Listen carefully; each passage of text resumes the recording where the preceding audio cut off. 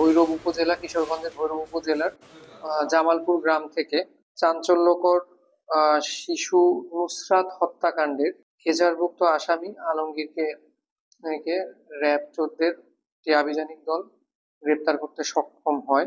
ওই ঘটনার বিবরণে আমরা জানি যে গত 7/6/25 তারিখে কিশোরগঞ্জ জেলার ভৈরব থানার লক্ষ্মীপুর গ্রামে একটি ভাড়াটিয়া বাসায় শিশু নুসরাত পারিবারিক সহিংসতার কারণে হত্যাকাণ্ডের শিকার হয়।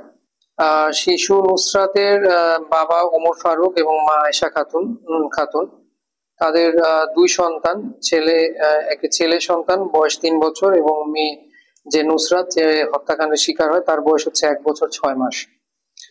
তো পারিবারিক কলহের জেরে তাদের আয়েশা খাতুন 1.5 মাস পূর্বে, ঘটনার 1.5 মাস পূর্বে বাসা থেকে এই শিশু নুসরাতকে নিয়ে উনি বের হয়ে যান এবং হচ্ছে লক্ষ্মীপুরের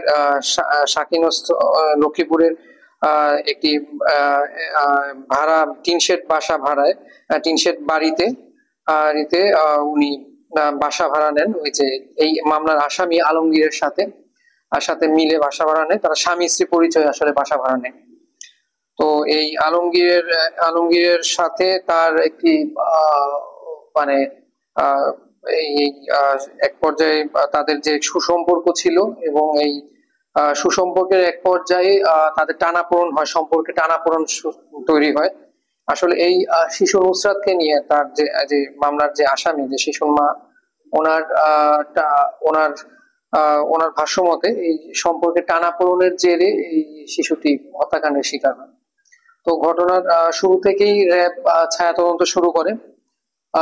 আসলে এই ঘটনার পরপরই এই আসামি আলমগীর এলাকা থেকে পালিয়ে যায় এবং দীর্ঘদিন সে নেটওয়ার্কের বাইরে ছিল। সবাইকে চোখে ধুলো দিয়ে বিভিন্ন বেশে সে লুকিয়েছিল এবং আমরা এক পর্যায়ে যে গোপন তথ্যের ভিত্তিতে সে জানতে পারি যে সে আজকে ভৈরবে এলাকায় এসেছে এবং সেই পর্যায়ে আমরা অভিযানের এক পর্যায়ে তাকে এই জামালপুর গ্রাম থেকে একটা চায়ের দোকানের সামনে থেকে আমরা তাকে গ্রেপ্তার করতে সক্ষম হই।